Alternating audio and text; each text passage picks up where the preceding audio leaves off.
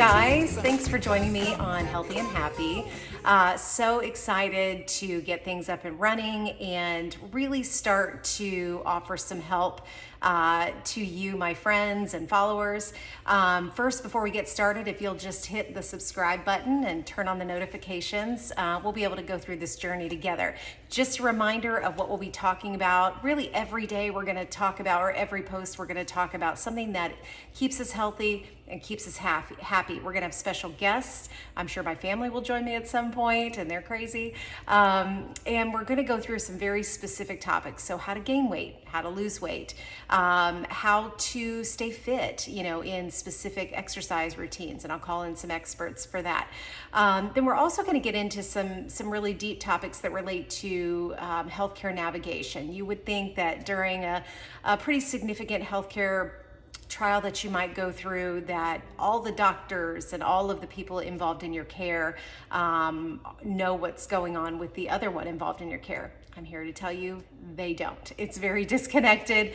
They wish it was better, but as you can imagine, they're there to save our lives and to provide us good care. So we've got to learn how to put those pieces together, and I can show you how to do that.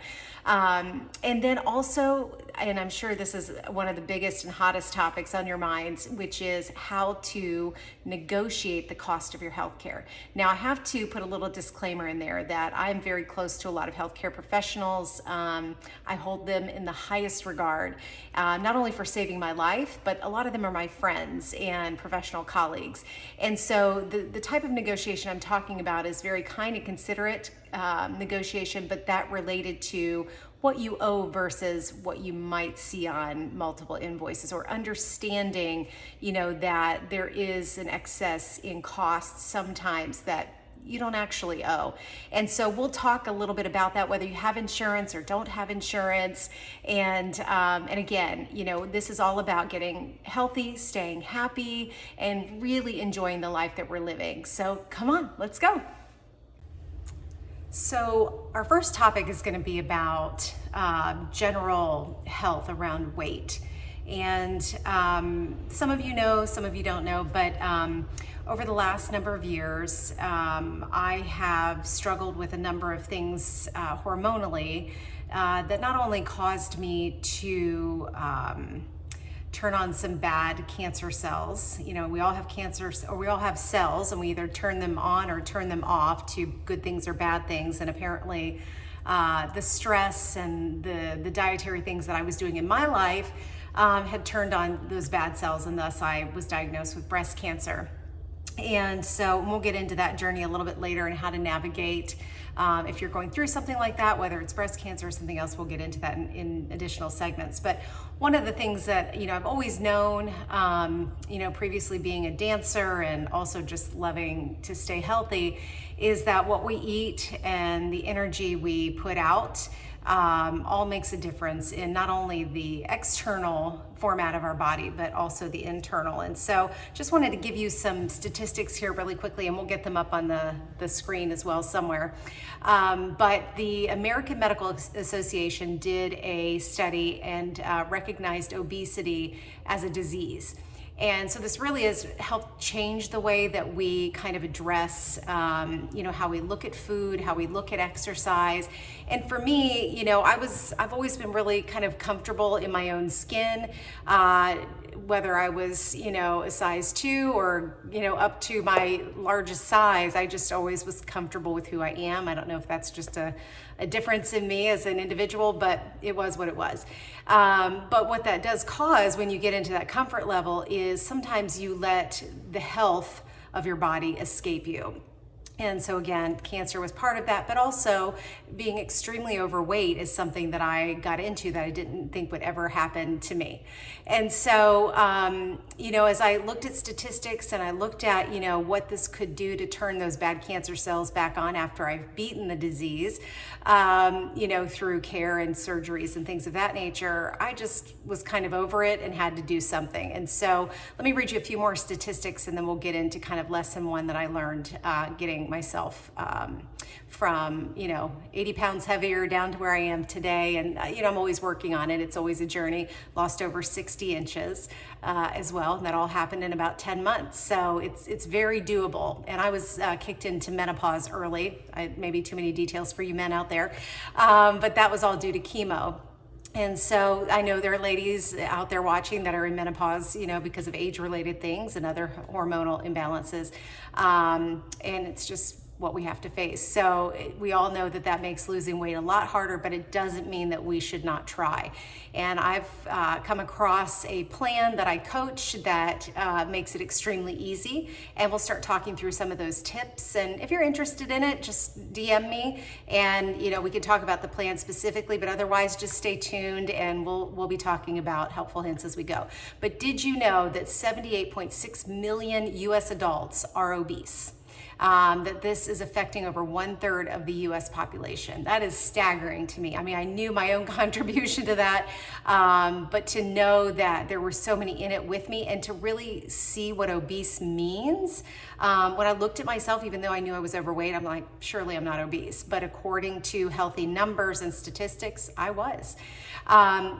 $190.2 billion in healthcare are spent to rectify the conditions associated with obesity. Not being healthy, not eating right, not exercising. Pretty crazy. And then businesses lose between, $4.2 and $4.3 billion annually due to obesity-related job absenteeism. It just blows my mind. I cannot even imagine, as a business owner, losing someone, a day of work or 10 days of work because they just couldn't eat right or exercise. And I say that, I don't say that lightheartedly. I'm just saying it's so fixable. And I'm saying this to myself really, but it just amazes me that we all let this creep into our lives like this, and that weight loss of just 5 to 10% is more likely to produce healthy benefits. So, as we kind of walk through, our relationship together here on YouTube, I'll be giving some helpful hints as we go. But one of the things I learned initially is we must stabilize our insulin levels. Stabilizing our insulin levels kind of triggers the body to say, you know what, I'm not going to eat this big meal here, store that all up and hope that I get the next one. Oh, by the way, I went 2 or 3 hours too long, and what I was storing now I'm turning into unhealthy fat and hanging on to, and thus, I am putting on weight that is very unhealthy. And so just little things like that, little triggers of how to kind of stabilize insulin, routines to stabilize insulin, very simple, but it is something that we must do. And one trick for me as well was knowing that, okay, so I typically am a night person and I'm a morning person. And so that means I'm up late and I get up super early and I am just going all day, whether it's just mentally going or physically going. And I was burning way more than I was putting in. And then when I was putting in, I was thinking I was eating healthy, but I wasn't. Another example would be, I'd have at least an apple or 2 a day. And what I didn't realize is I did know it had a bunch of natural sugar in it, natural caffeine. But what I didn't realize is that it was spiking my insulin so high and I wasn't pairing it with a healthy protein so that can stabilize my insulin level so I don't spike and dip and spike and dip and send my body into this fight or flight mode all day long. The same is true of at night. If you don't feed yourself up to the right point and you're that type of person that maybe gets 5 or 6 hours of sleep a night and you've exhausted all the food or proper diet that you put in during the day, as you sleep, your body's like, do I store or do I burn? And so if it knows that you have done all this yesterday and it's sleeping and, oh, by the way, I'm going to get up at 4 or 5, you may not have eaten enough to get yourself through the night and ready for your morning, and thus, starts that whole cycle of, fight or flight. So just some things, again, we'll talk about will be stabilization of insulin through the right foods, knowing that foods, and I'm sure all of you have heard this, but food is more critical to, it's a higher percentage of what's going to help us to get weight off, unhealthy weight off, and to start to turn our body into a fat burning machine and also be able to build muscle. So there's going to be some triggers that we talk about along the way, but I'll leave you with that for now. Other things to be looking for in the coming months. I am going to have a professional athlete mini series, and they're going to come on and talk about their lifestyle and how they've gotten fit and how that prepares them for whether it's hockey or football or baseball. We'll get into that a little bit, and they're going to have some other things to share with you that I think you'll find of interest, and we'll start to kind of show you what those topics are as we go, but we'll keep it as a surprise for now.